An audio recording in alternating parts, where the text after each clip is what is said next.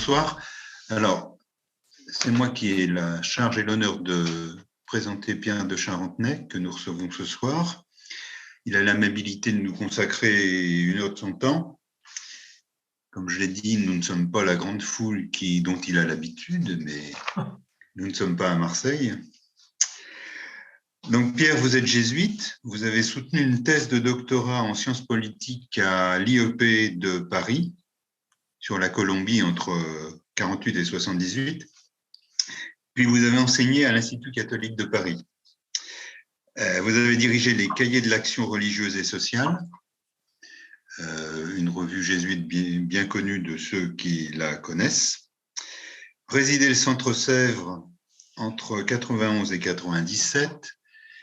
Dirigé l'Office catholique d'information et d'initiative pour l'Europe à Bruxelles jusqu'en 2003. Et puis, après une année sabbatique à l'université Fordham à New York, vous avez dirigé la revue Études jusqu'en 2013.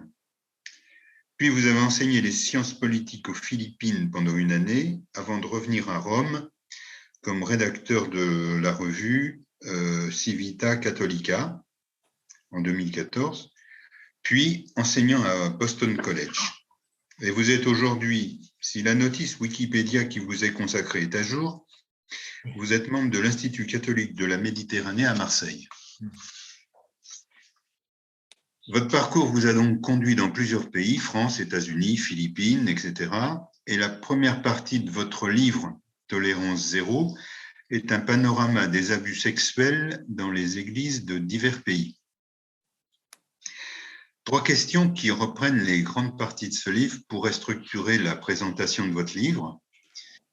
Quels enseignements peut-on en tirer de ce panorama? Comment l'Église a-t-elle pu être aveugle à ce point sur des problèmes aussi graves et tout à fait contraires à l'Évangile? Et enfin, y a-t-il une volonté réelle d'en finir avec ces dérives graves?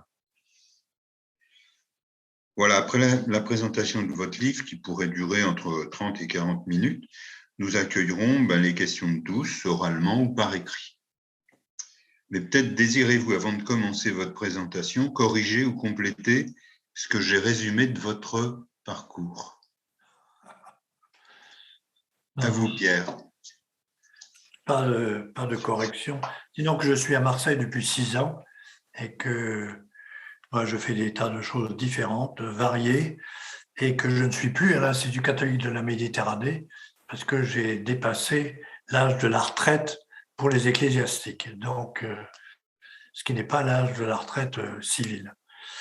Et voilà, merci d'abord de m'accueillir et de proposer une réflexion autour de ce sujet des abus dans l'Église. Je vais essayer de ne pas être très long, mais de reprendre ces 3 questions, de les développer un petit peu, puis de vous laisser poser des questions parce qu'il y en a de nombreuses qui seraient intéressantes certainement à discuter.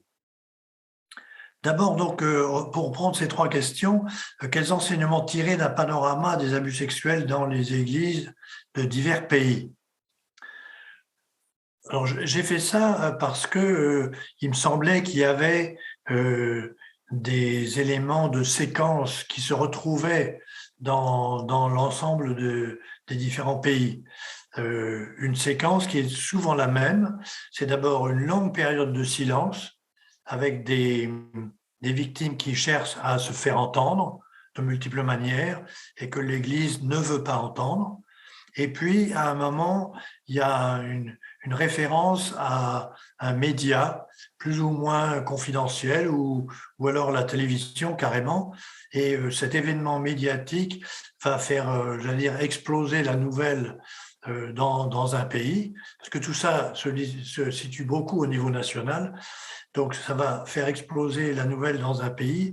Et à ce moment-là, on aura des réactions des épiscopats qui sont des réactions assez variées, depuis la négation jusqu'au silence discret, parfois à un début d'écoute et finalement la mise en route de quelques commissions, mais c'est plutôt en général une certaine passivité qui s'installe. Donc silence des victimes, moments médiatiques et passivité fréquente. Alors, tous les pays n'ont pas réagi en même temps. Ça, c'est très important. C'est pour ça que l'étude des différents pays est intéressante. On voit que les pays anglo-saxons ont quelques 20 ans d'avance sur la France dans le désir d'affronter ces questions-là. Le rapport de Jean-Marc Sauvé, il a été publié 20 ans après le premier rapport américain, John Jay Report, en 2004. Donc, les pays anglo-saxons sont nettement en avance sur la découverte, sur les coûts médiatiques et sur la prise en compte par les épiscopats. Aux États-Unis, c'est en 2003, une réunion à Dallas qui a pris... Non, pardon. Si, c'est 2003. Une réunion à Dallas qui a pris des mesures extrêmement sévères et qui étaient... par lesquels les évêques étaient invités à affronter la question des abus. Tous ne l'ont pas fait.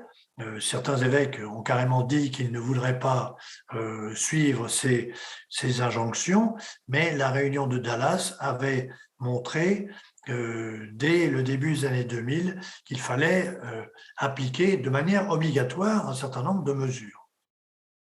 Alors les pays latins sont beaucoup plus lents, et notamment, on voit l'Espagne qui résiste quand même, l'Italie qui pour l'instant n'a pratiquement rien fait, le Portugal s'y est mis, et la France a été, disons, dans les périodes moyennes, avec le fait que la commission de Jean-Marc Sauvé a été constituée il y a 3 ans et a rendu son rapport en octobre.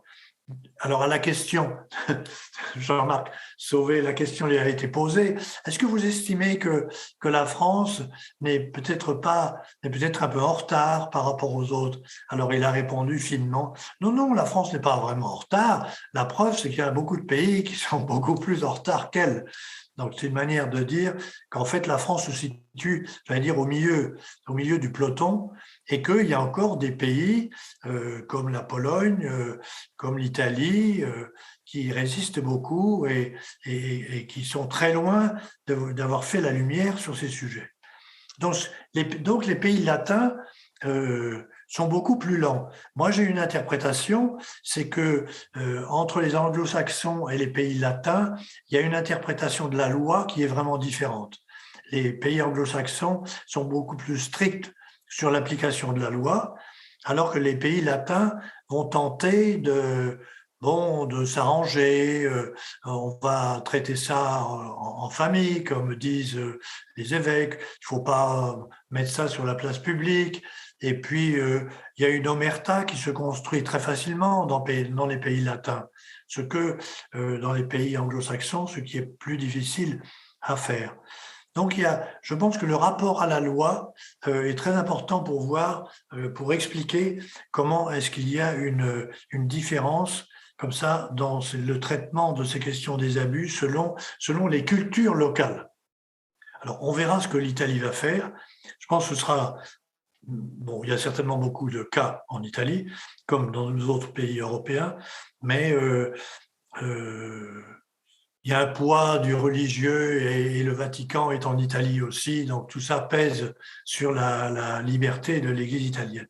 Alors là-dedans, c'est vrai qu'on ne parle pas de l'Afrique ni de l'Asie, parce que je pense qu'on a des conceptions assez différentes de la sexualité, aussi bien en Afrique qu'en Asie, et que ces questions, on n'en parle pas, on n'en parle même pas, par exemple en famille. Donc, c'est des sujets qui ne viennent pas. Et bon, je connais bien le cas des Philippines. Il y a eu un prêtre étranger qui a été appelé à être jugé, mais c'est le seul cas. Il n'y a aucun autre cas n'a pu être détecté dans tout ce pays de plus de 100 millions d'habitants. J'en viens à la deuxième question. Comment l'Église a-t-elle pu être aveugle à ce point sur des problèmes aussi graves et si contraires à l'Évangile? Moi, je pense que la figure du prêtre est certainement un des points fondamentaux. Figure du prêtre qui est quasiment une personne sacrée, pour lequel les chrétiens considèrent que l'abus n'est tout simplement pas possible. En tout cas, c'est pas envisageable. Comment serait-il possible qu'une personne aussi sacrée, ayant un rôle si important, puisse commettre des abus contre les enfants? Il y a une sorte de confiance aveugle, de confiance absolue, et même devant l'évidence, où par exemple la plainte d'un enfant à ses parents, plusieurs témoignages montrent comment les parents ou la mère de famille a flanqué une claque à son gamin en disant on ne critique pas les prêtres. Donc c'était une espèce de figure il était impensable qu'un prêtre puisse commettre des abus. Alors, ça, c'est vrai à la base, c'est vrai tout à fait pour les cas dans les diocèses, à la base des paroisses, mais c'est vrai aussi pour les cas très célèbres. Il y a un certain nombre de cas très célèbres qui ont fait de la chronique internationale, où toujours ce sont des personnes, par exemple le père Karadima au Chili, prêtre très connu au Chili, un saint prêtre. On était déjà à lui tailler une statue de sainteté, et en fait c'était un pervers qui avait abusé d'enfants et qui n'a pas cessé de continuer à influencer ceux qu'il avait utilisés comme victimes. Et il a été protégé par la hiérarchie pendant très longtemps. Mais il était impensable que ce prêtre si connu au Chili soit l'auteur d'abus aussi graves. De même, vous connaissez l'histoire du père Maciel, fondateur des Légionnaires du Christ au Mexique, qui pendant 50 ans a abusé tous les papes les uns derrière les autres, jusqu'à Jean-Paul II. Et le dernier, c'est-à-dire Benoît XVI, savait très bien de quoi il retournait. Il avait rencontré des victimes. Il était persuadé que cet homme était un grand pervers et donc il fallait l'écarter. Mais Jean-Paul II ne l'a jamais écarté. Mais il avait une aura à Rome extraordinaire. Il était reçu partout. Les 50 ans de la fondation de sa congrégation ont été célébrés à Saint-Pierre de Rome avec je ne sais pas combien de cardinaux, le pape, etc. Or, depuis 50 ans, il trompait tous ses supérieurs et tous les papes les uns derrière les autres. Encore un autre cas, c'est celui de McCarrick, qui est le cardinal de Washington, qui a trompé je ne sais pas combien d'évêques, de nonces apostoliques et de papes, jusqu'au moment où les séminaristes ou les enfants qu'il avait abusés ont enfin été entendus. Alors que le cardinal de New York avait dit au pape de ne pas le nommer cardinal de Washington, parce qu'il y avait des cas graves à son encontre.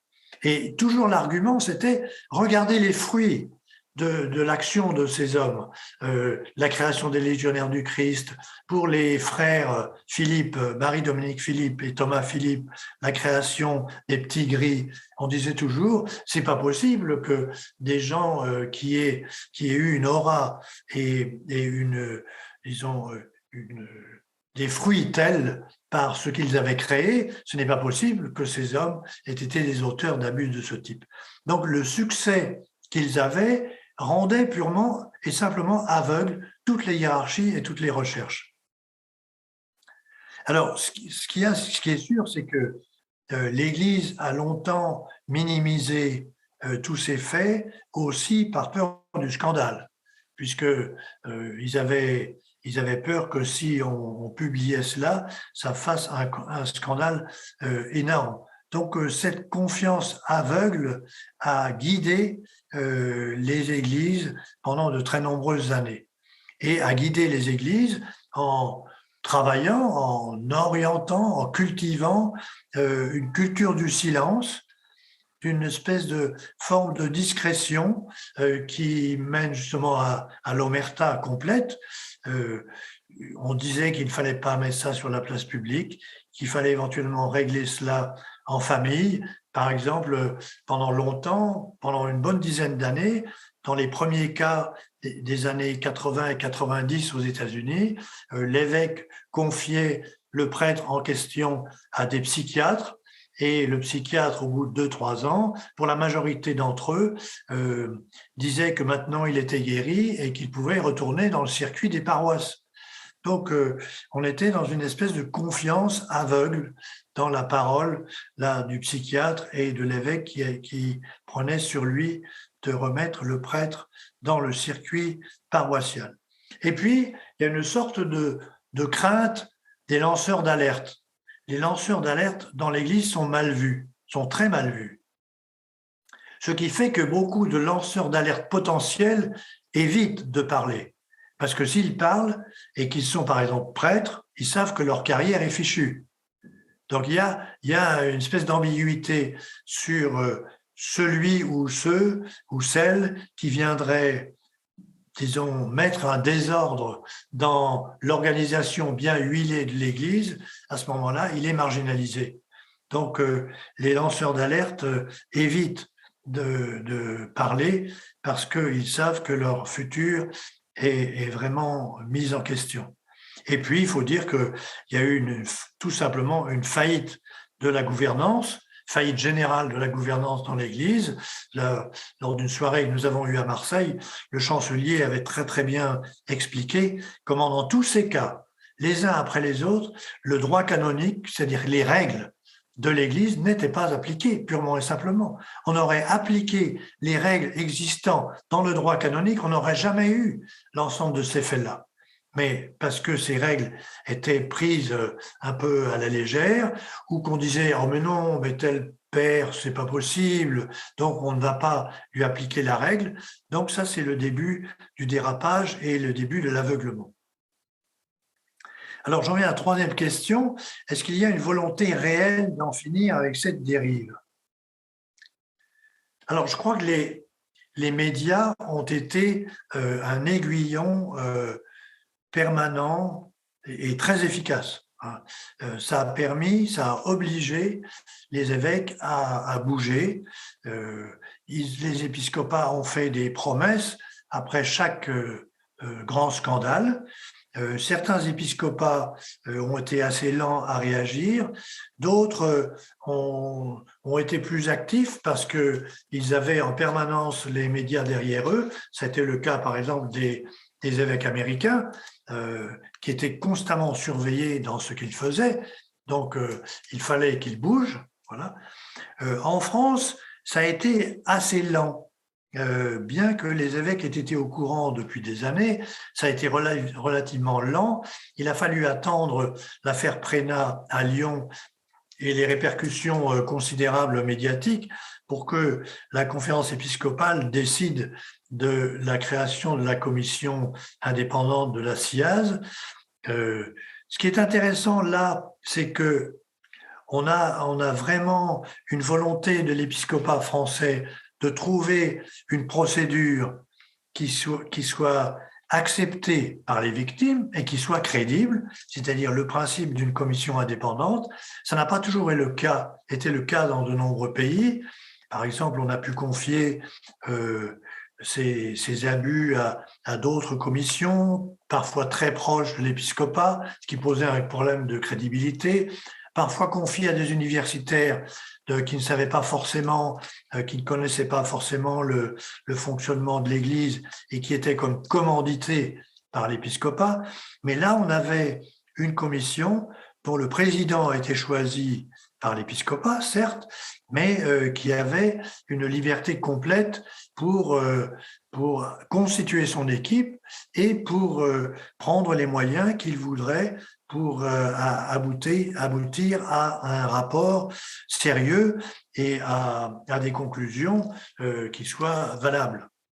Alors, c'est vrai en comparant les différentes commissions dans les différents pays, comparer avec la SIAZ, je pense que la France a probablement pris une forme de commission qui s'est avérée extrêmement intéressante et très productive et dont la crédibilité n'a pas été discutée sérieusement, même si elle était discutée par quelques groupes, mais qui n'étaient pas très sérieux. On en reparlera peut-être tout à l'heure, mais ce n'étaient pas des groupes, disons, qui avaient une argumentation suffisante. Alors, la SIAZ a rendu son rapport en octobre, l'assemblée plénière de l'épiscopat s'est réunie en novembre, et il s'est passé quelque chose dans cette assemblée plénière de novembre.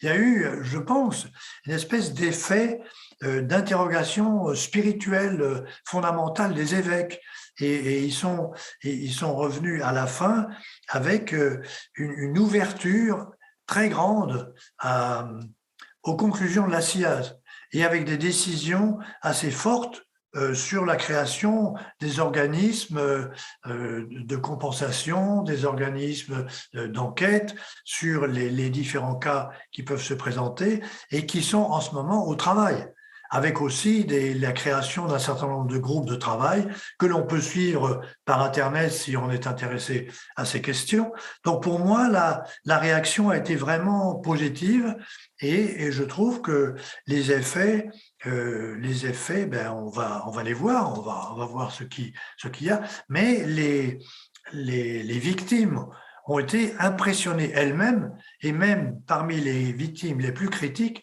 ont été impressionnés par la qualité de ce travail. Donc ça, c'est au crédit de la SIAZ. Alors au niveau de Rome, les évolutions ont été quand même très lentes. D'abord du temps de Jean-Paul II, très peu de mesures, sinon une seule en 81 qui exigeait que tous les cas d'abus vis-à-vis de mineurs soient envoyés à Rome. Donc c'était une demande, tous les diocèses devaient envoyer ces cas à Rome, mais en dehors de ça, on n'a pas eu de mesures très particulières. Aucune, par exemple, contre Maciel, ce qui était quand même un problème considérable. Benoît XVI, lui, a commencé à prendre un certain nombre de mesures. Par exemple, il a immédiatement écarté Maciel et il l'a prié d'aller dans un monastère quelque part, de se mettre à l'écart complètement.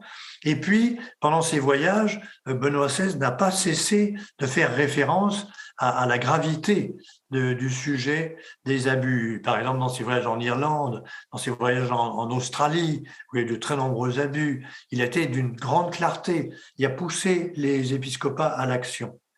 Mais en même temps, il n'a pas pris de mesures, disons, de mesures efficaces sur la gouvernance qui avait mené à autant d'abus.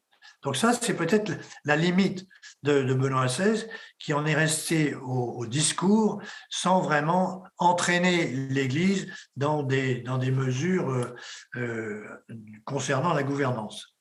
Alors le pape François, lui, a essayé, je pense, d'entrer dans les questions de gouvernance. Il a créé le C9, c'est-à-dire ce groupe de cardinaux qui lui permettait de réfléchir sur des questions concernant la gouvernance des dicastères. Il a invité les dicastères à échanger entre eux, ce qui ne s'était jamais fait. Vous pensez qu'il n'y a pas de conseil des ministres au Vatican, c'est-à-dire que le pape a une relation directe avec chaque ministre, disons, chaque chef de dicastère, mais il n'y a pas de conseil des ministres, donc il n'y a pas d'échange à l'intérieur entre les dicastères. Alors il a poussé à cet échange, il a poussé à des mesures communes aux différents dicastères, mais beaucoup de résistance dans les dicastères eux-mêmes, et sur certains sujets, il s'est trompé.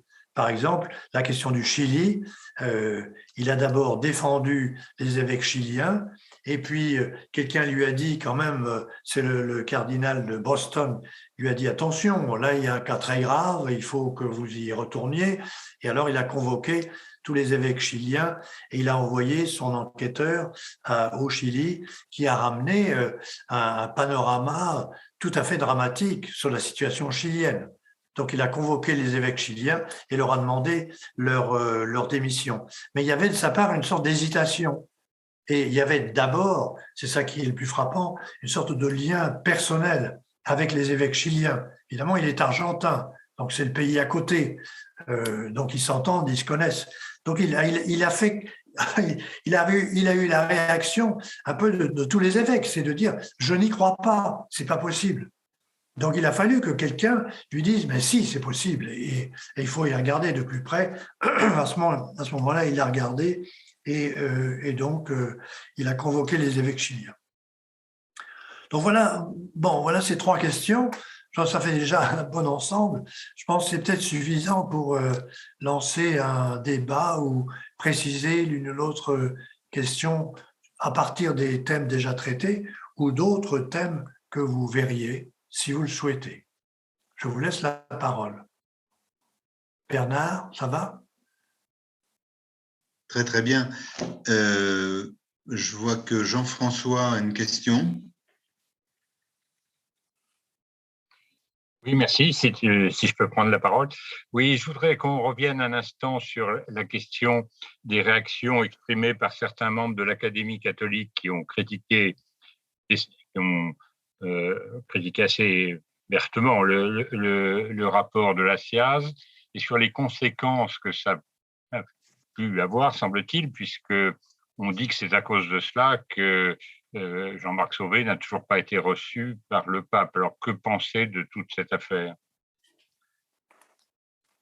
Vous avez raison de faire allusion à cette Académie catholique, qui est une association d'intellectuels catholiques, qui n'est pas une académie de l'Église catholique, donc ça n'est pas, il n'y a aucun rapport avec l'institution des évêques français, hein, ça n'est pas une émanation de l'épiscopat français, et ça n'est pas évidemment non plus une émanation de l'État, quoi que ce soit. Donc c'est une association d'intellectuels catholiques.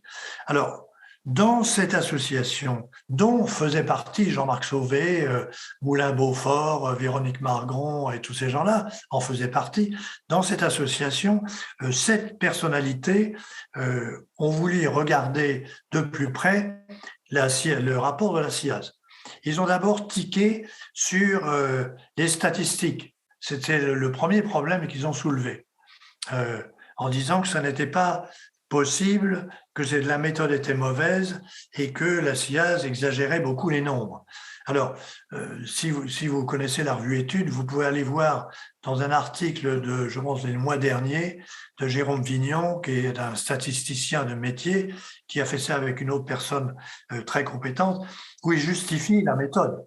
Il justifie la méthode d'une enquête, ce qu'il appelle enquête de population générale, basé sur un sondage de 28 000 personnes, ce qui est quand même un chiffre énorme pour un début de sondage, et dont les effets montrent un certain nombre d'abus de victimes, et donc par simplement transfert et par calcul, on a une évaluation statistique. Ce n'est pas un nombre de gens qui sont certains, c'est une évaluation statistique.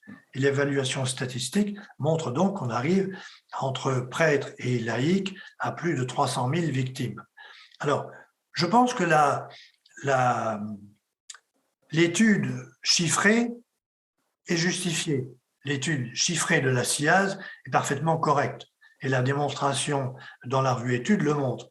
Mais il y avait d'autres choses derrière. C'est-à-dire qu'en fait, derrière, il y avait une critique de la SIAZ avec l'argument que cette association de laïcs se permettait d'entrer dans des questions qui concernent beaucoup plus la théologie, la vie interne de l'Église, les questions de cléricalisme, tous ces sujets-là, et qu'au fond, ces braves laïcs n'étaient pas habilités et n'avaient pas éventuellement les capacités pour ça, même si dans le groupe de membres de la commission, il y avait des théologiens.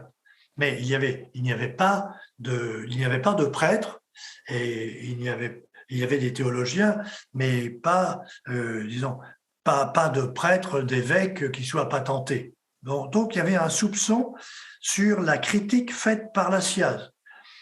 Et donc, ils ont non seulement, il y a des critiques quand même très sévères de l'ensemble de ce rapport, qui correspond aux critiques qu'ont fait un certain nombre de personnalités au Vatican, de cardinaux au Vatican, qui ont dit que l'épiscopat français se tirait une balle dans le pied avec ce rapport-là, que c'était parfaitement exagéré de suivre ses conclusions, et donc il fallait protéger le pape et émettre un soupçon sur la validité du travail de la SIAZ.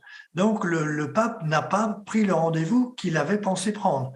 Et je pense que ce n'est pas tellement les membres de l'Académie catholique, ce sont les relais que l'Académie catholique a à Rome et que ces relais sont très puissants à Rome.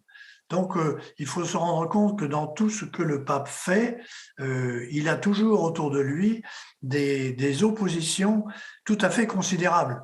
Tout à fait considérable. Là, je n'ai pas cité tout à l'heure, mais j'aurais pu le faire, mais je le fais maintenant, parce qu'il y a des problèmes en suspens dans cette question des abus sexuels dans l'Église, quelques cas considérables qui n'ont jamais été traités.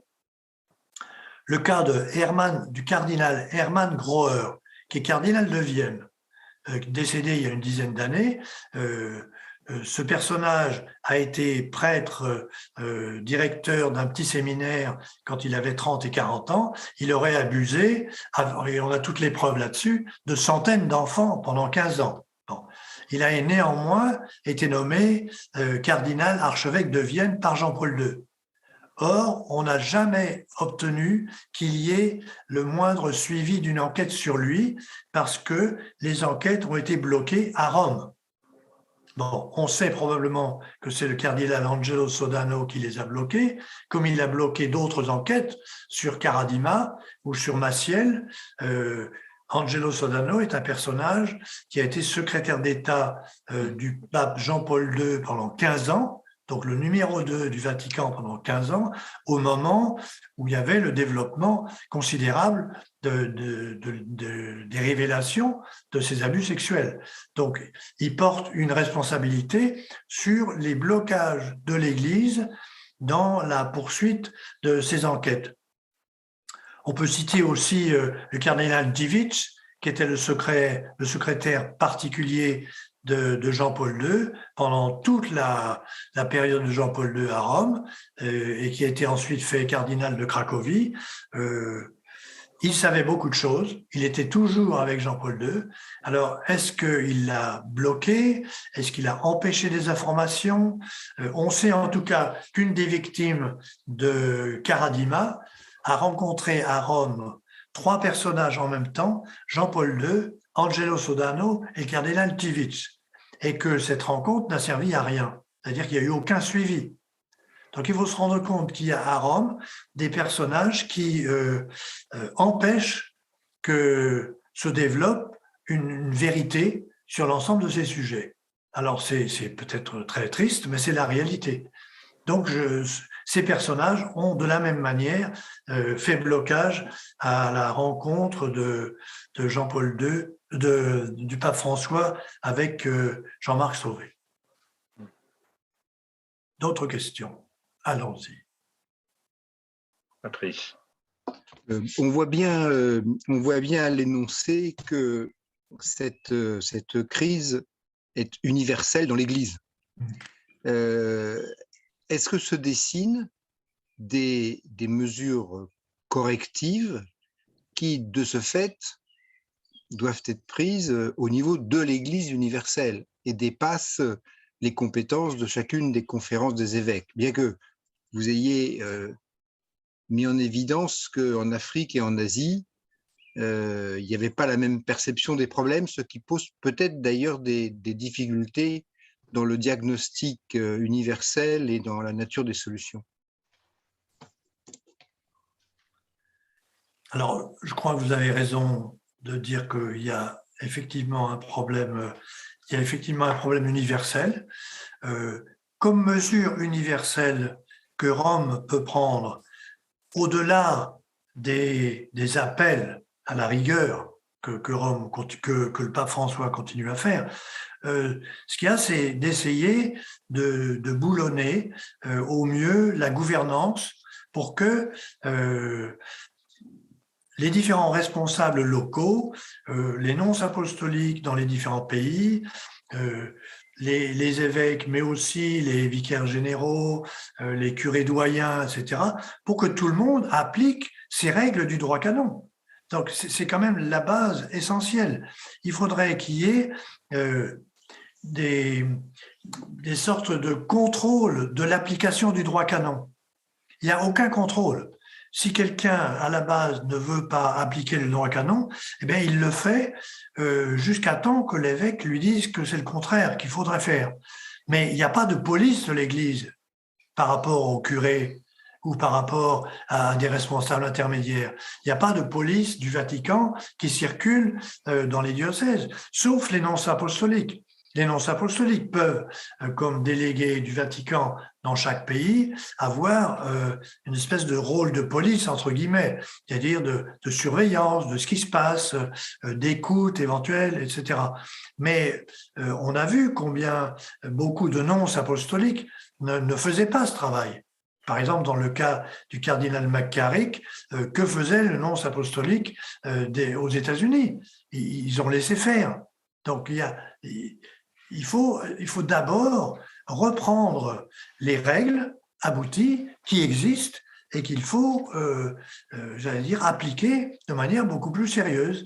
Donc, vérifier que cette gouvernance fonctionne et vérifier que ces règles sont appliquées. Elles seraient appliquées, ça serait déjà énorme. Donc ça, c'est une première chose juridique.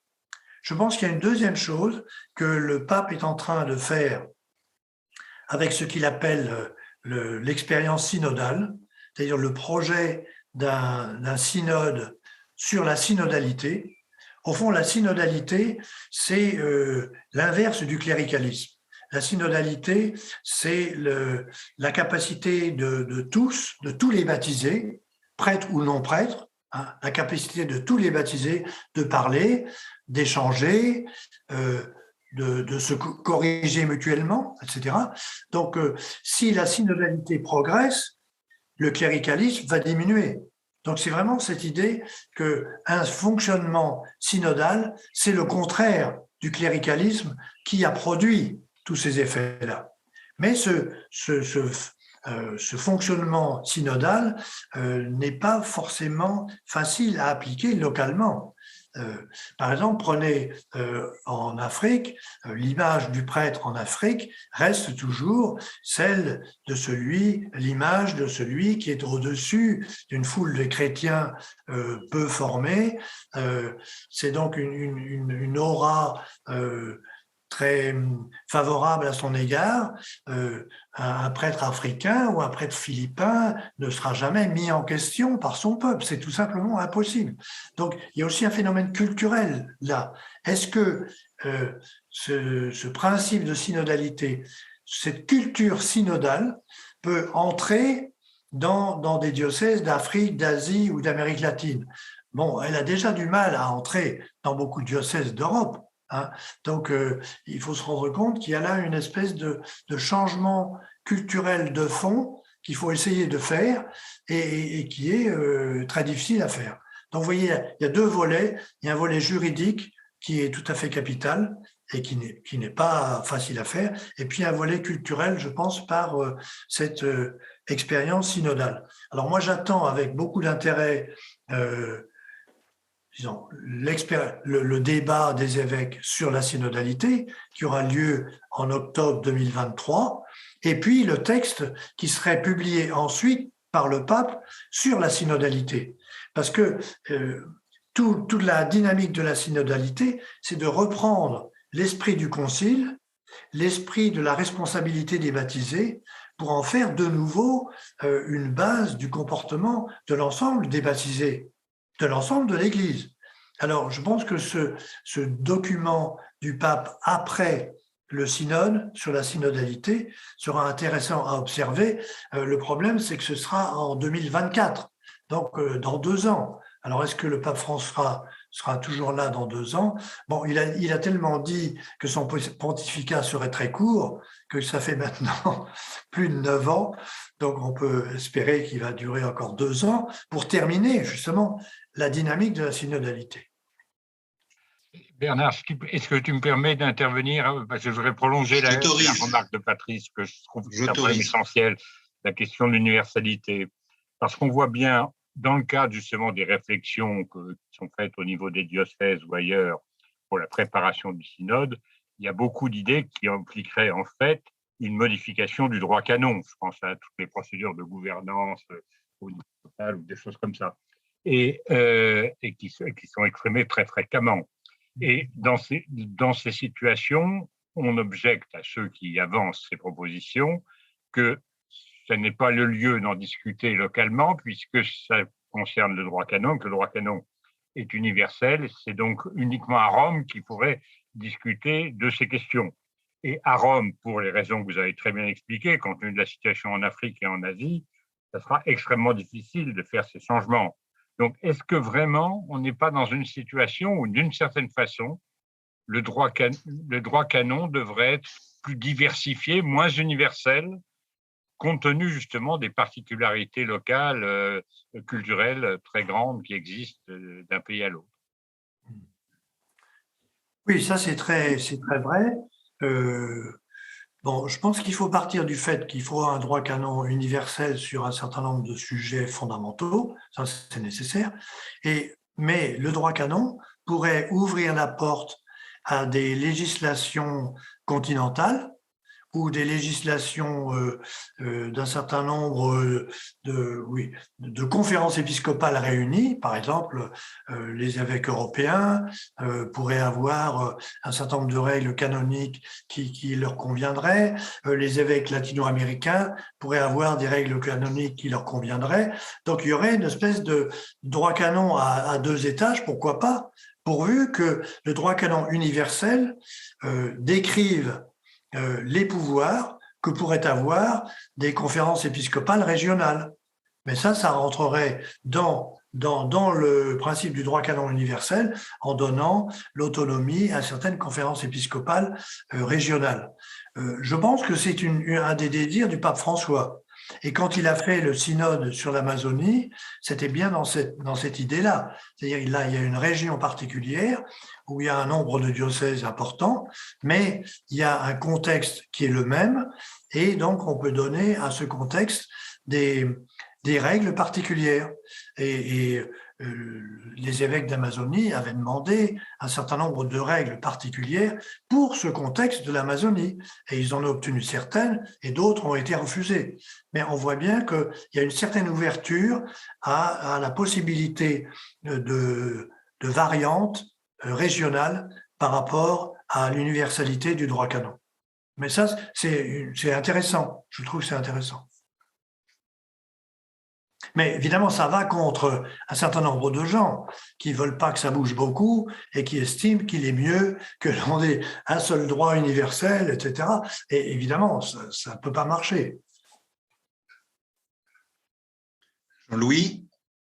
Merci bien. Non, dans la suite de ce que vous venez de dire et de la question de Jean-François, dans le diocèse de l'Essonne où je me trouve, nous avons deux synodes, puisqu'il y avait d'abord un synode diocésain et ensuite la partie décentralisée du synode mondial. Alors, dans le synode diocésain, qui est en train de se terminer là au printemps, il y a assez peu de propositions sur la gouvernance. Il faut dire que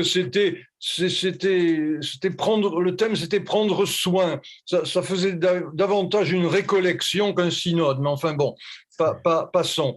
Mais un certain nombre d'entre nous ont fait une proposition en disant que sans attendre la réforme du droit canon, est-ce que des évêques et des prêtres ne pourraient-ils pas, motu proprio, si je puis dire, décider qu'ils ont tout pouvoir du fait du droit canon, mais ne pourraient-ils pas décider qu'ils ne décideront rien sans que la commission ad hoc, le conseil concerné, n'en ait débattu et délibéré, et qu'ensuite il serait l'exécutif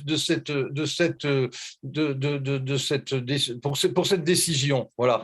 Alors ça, c'est peut-être un peu protestant, c'est peut-être mettre un peu de démocratie, mais entre démocratie et synodalité, moi, je trouve que ce sont deux concepts totalement voisins. Alors, paraît-il qu'il ne faut pas parler de démocratie dans l'Église, ça donne des petits boutons à beaucoup. Merci. Oui, ben, je crois qu'il y a de fait une différence fondamentale entre la démocratie et la synodalité.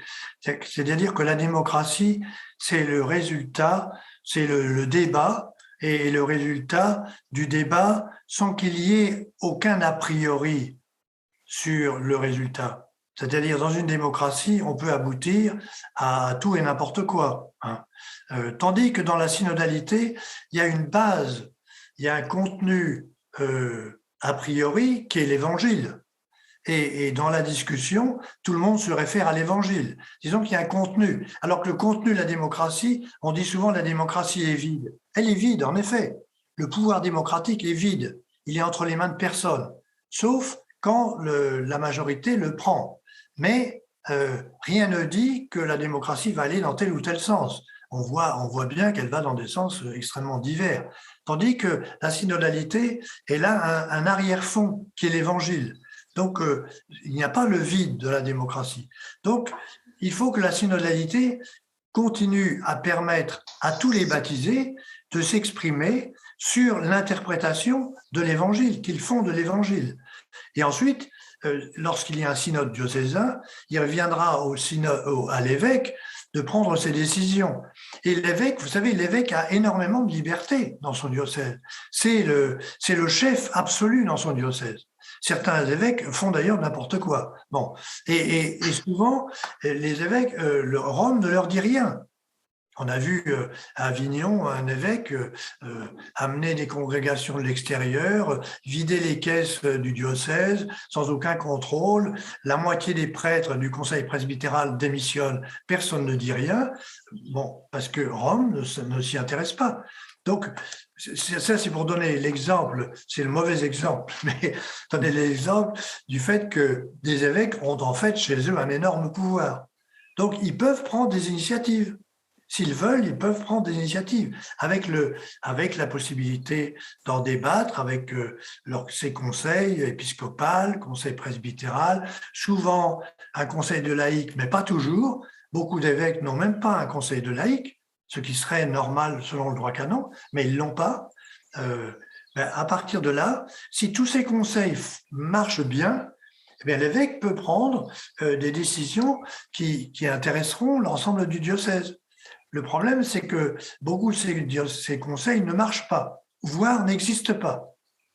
Donc, une des conclusions du débat sur la synodalité, et qui est une conclusion qu'il est possible d'appliquer, c'est de dire que l'on remette en exercice tous les conseils prévus par le droit canon et qu'on les fasse fonctionner réellement. Et si ces conseils fonctionnaient réellement, je crois qu'on aurait déjà un visage différent de l'Église. Par exemple, si les conseils des paroisses fonctionnaient bien, avec un curé qui est capable d'entendre, de discuter, de solliciter l'action des laïcs, etc., on aurait des paroisses qui fonctionneraient différemment. Mais même ça, ça n'est pas toujours le cas. Donc, vous voyez, il y aurait beaucoup de travail à faire, simplement en remettant en exercice l'ensemble de ces conseils qui permettraient à l'évêque de prendre des mesures qui viennent en fait de la base. Et c'est ça qui est intéressant. Patrice ou Jean-François Patrice, allez, vas-y. Oui, mais Jean-François avait levé la main avant moi. Ah ben, j'ai pas été. Alors, je veux bien. Hein. Non, moi, je veux dire, ces affaires ont fait apparaître aussi un autre sujet, c'est la question de l'application du droit national dans l'Église, droit qui peut être en conflit dans certains cas avec le droit canon. Il y a eu un incident mineur en soi, mais illustrant cette affaire, c'est quand Monseigneur Moulin-Beaufort a dit que le secret de la confession l'emportait sur l'obligation de dénoncer les crimes et délits qui est prévu par le Code pénal. Donc, moi, j'aimerais bien savoir comment vous analysez cette situation. Finalement, l'Église, elle a un droit à elle, mais elle est aussi soumise à un droit qui est le droit étatique, l'Église de France. Comment articuler ces deux droits, comment arbitrer les conflits qui peuvent apparaître?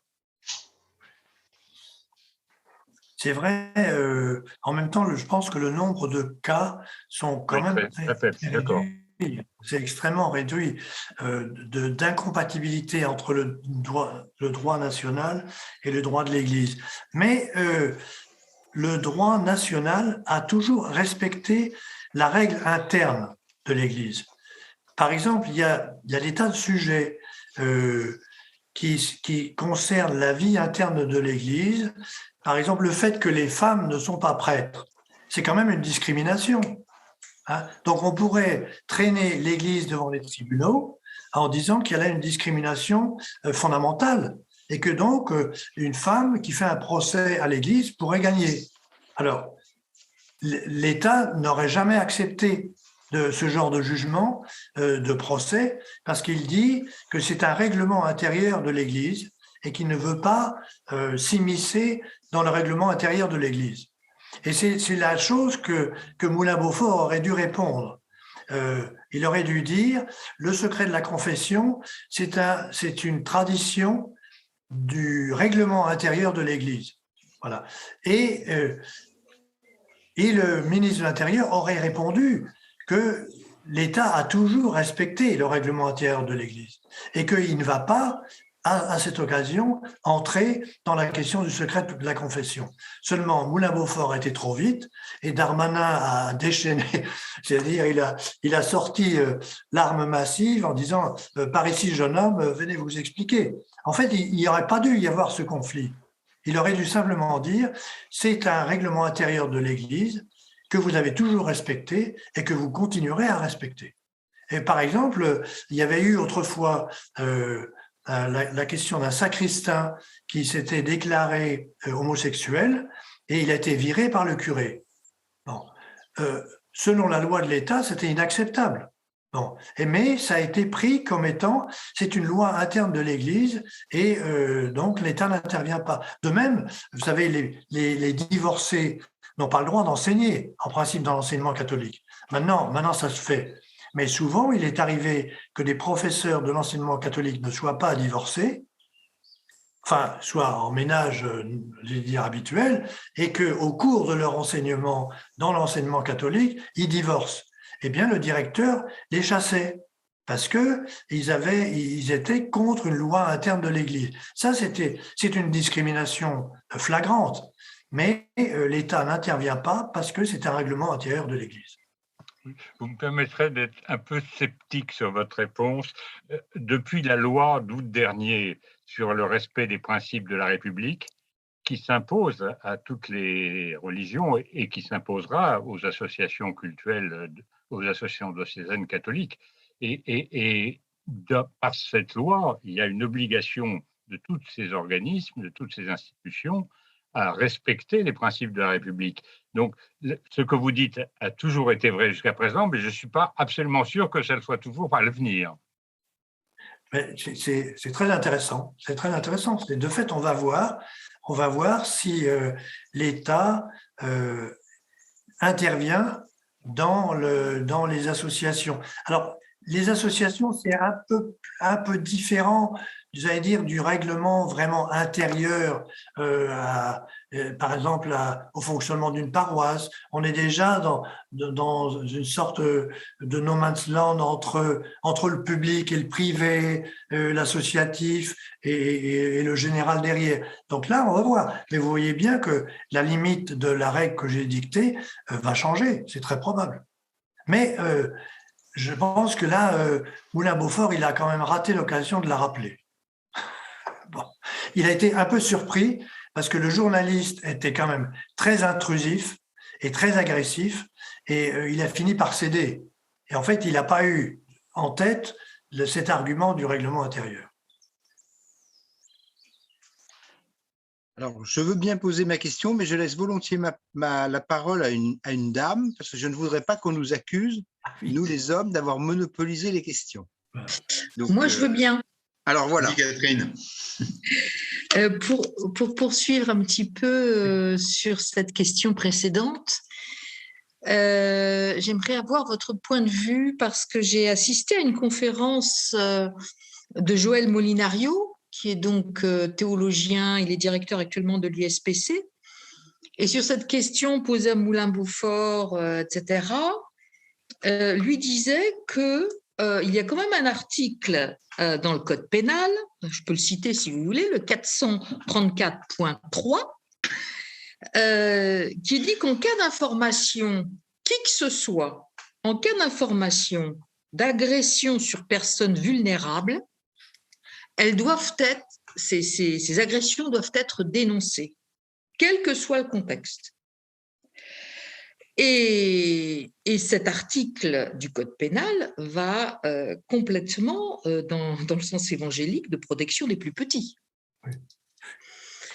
Donc, pour lui, ce qu'il aurait dû être répondu à Moulin-Beaufort, c'est qu'effectivement, au nom de cet article, dès lors qu'il y a information d'agression sur des personnes vulnérables, ça doit être dénoncé. Alors, j'aimerais avoir votre point de vue sur cet argument. Oui, mais c'est très compliqué. C'est très compliqué. D'abord parce que très peu de prêtres, sinon quasiment personne, ne vous dira qu'il a entendu en confession un prêtre venir lui dire qu'il avait abusé d'un enfant. Ils ne viendront pas en confession pour le dire. Ça, c'est une chose. La question qui se pose et qui est un vrai problème, c'est si un enfant vient trouver un prêtre et dit « voilà, j'ai été abusé », et alors parce que l'enfant peut se sentir coupable. Et donc, il vient voir un prêtre là-dessus. Et là, il y a un vrai problème.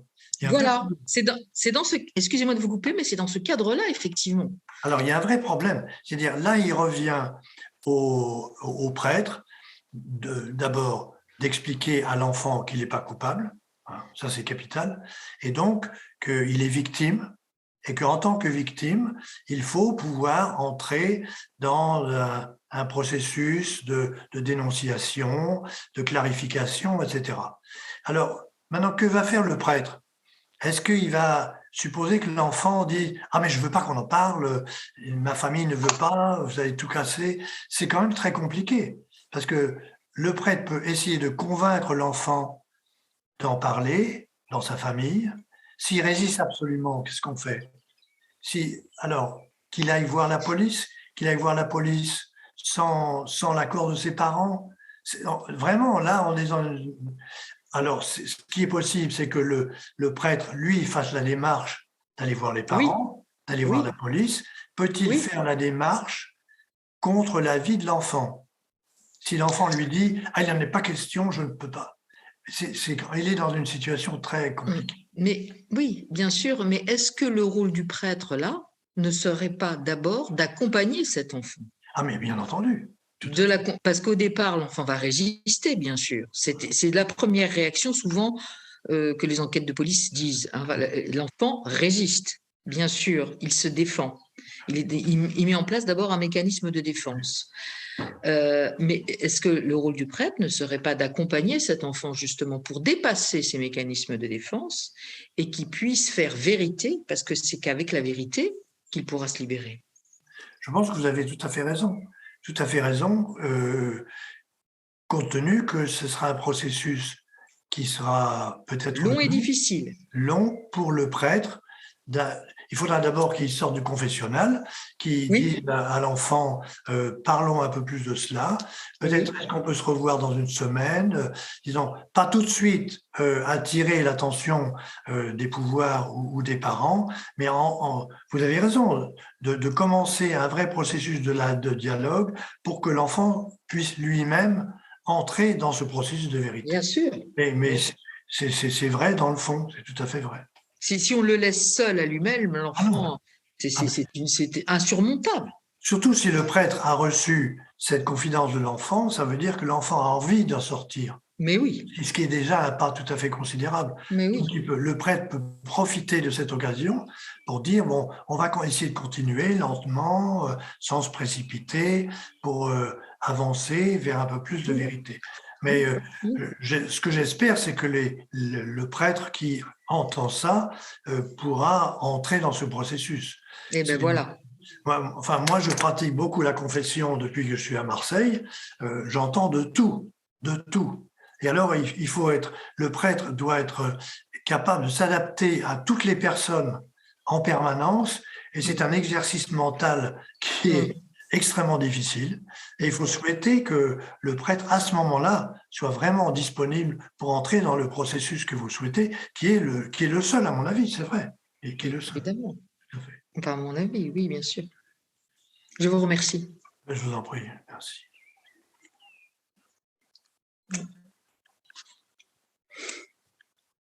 D'autres questions? Oui, ça pose du coup la question de la formation des prêtres. Parce que effectivement, quand on est affronté en confession à ce genre de situation, il ne faut pas faire n'importe quoi. Oui, bon, ça c'est un des volets de la question de la SIAZ qui a beaucoup insisté sur la formation des prêtres. Ouais. Et cette formation, elle ne doit pas être que juridique pour dire c'est bien, c'est mal, etc. Une formation humaine, une formation au dialogue, une formation à l'accompagnement. Nous, les jésuites de Marseille, on fait beaucoup de formation à l'accompagnement. Parce que c'est quand même fondamental. Donc pour les prêtres et pour les laïcs, parce que maintenant il y a de plus en plus de laïcs qui peuvent comme ça donner des retraites ou accueillir d'autres gens, mais l'accompagnement est tout à fait important. Alors ce qu'il faut souhaiter, c'est que les jeunes prêtres soient prêts à le faire. Ils ne sont pas tous prêts à le faire. On a beaucoup de jeunes prêtres qui viennent de milieux très classiques, qui pensent très vite que la règle est la règle.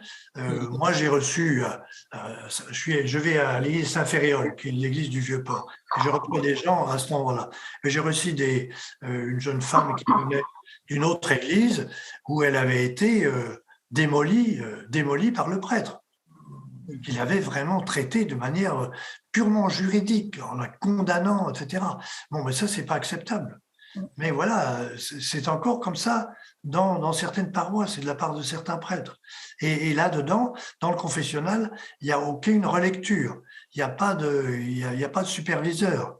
Donc, si le prêtre fait des bêtises, c'est dramatique. Ben oui.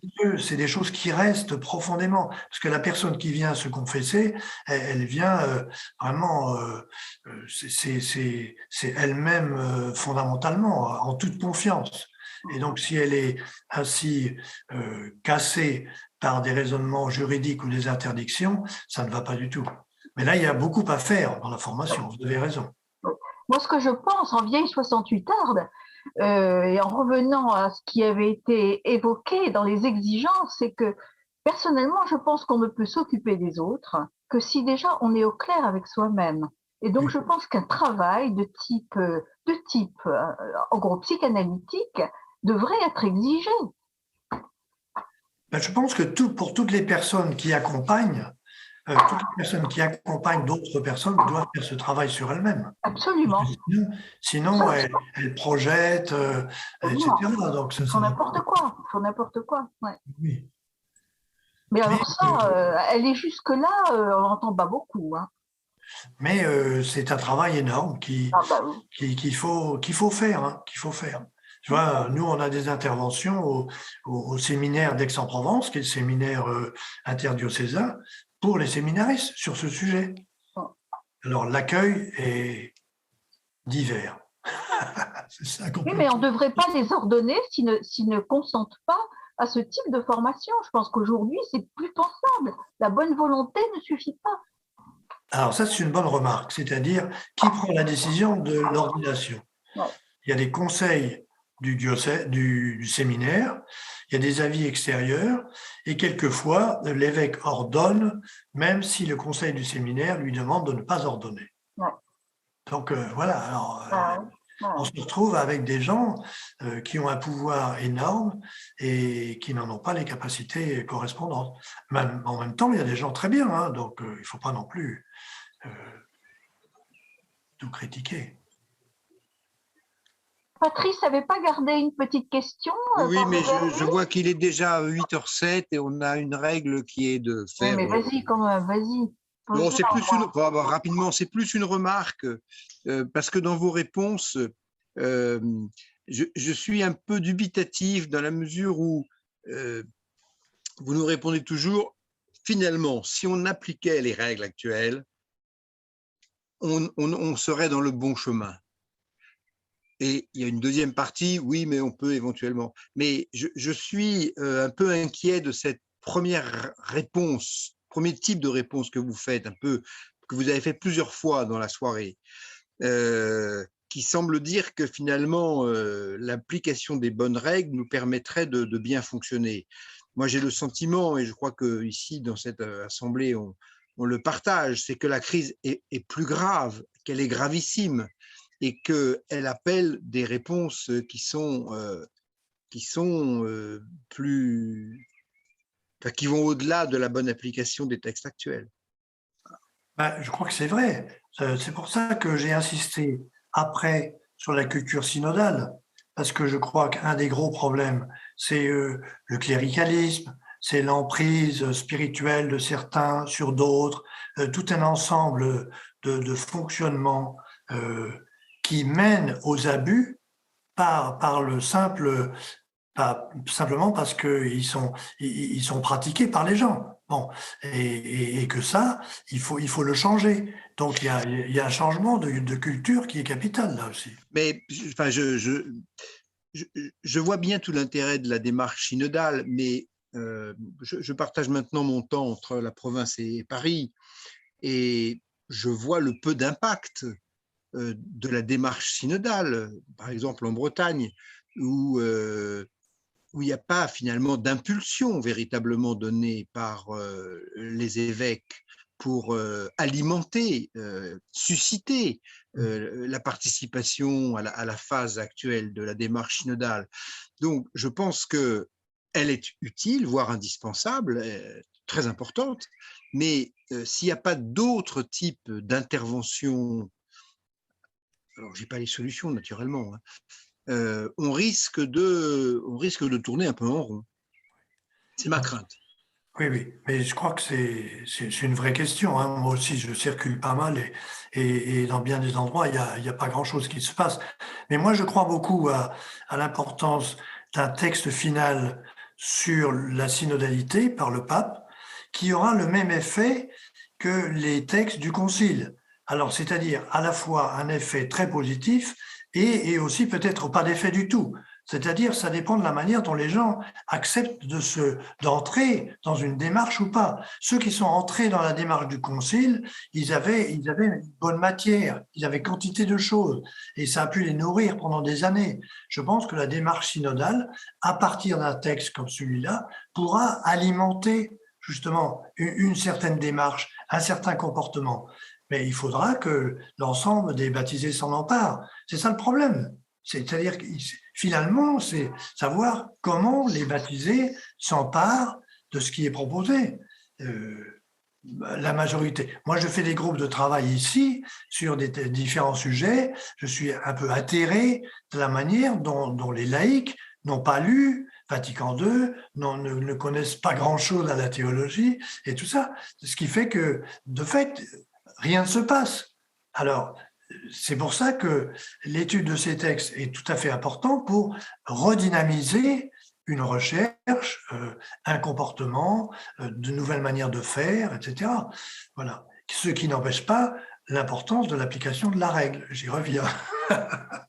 Mais enfin, ce n'est pas le dogme du dogme, je suis d'accord. Ça, c'est clair. Il ne faut pas tout attendre de nos évêques, quoi. Ah, mais absolument pas. Ah, mais absolument. Si les laïcs ne bougent pas, ça ne bougera pas. Très bien. Peut-être que quelques évêques arriveront à, vous savez, c'est comme un grand truc pour remuer la sauce. Bon, on peut très bien, mais ça ne prend pas. Donc, il faut vraiment que les laïcs s'en emparent, donc qu'ils soient compétents, qu'ils lisent les textes officiels et qui apprennent ensuite disons, dans leur comportement à le pratiquer. Ça, c'est sûr. Tout à fait d'accord. Oui, oui. Merci, Père. Merci beaucoup. Merci beaucoup, Pierre. On va peut-être clore notre soirée. Voilà.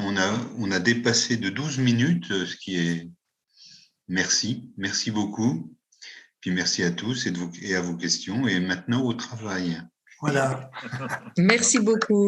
Merci. Merci beaucoup. Au revoir, Pierre. Bonne soirée. Bonne soirée.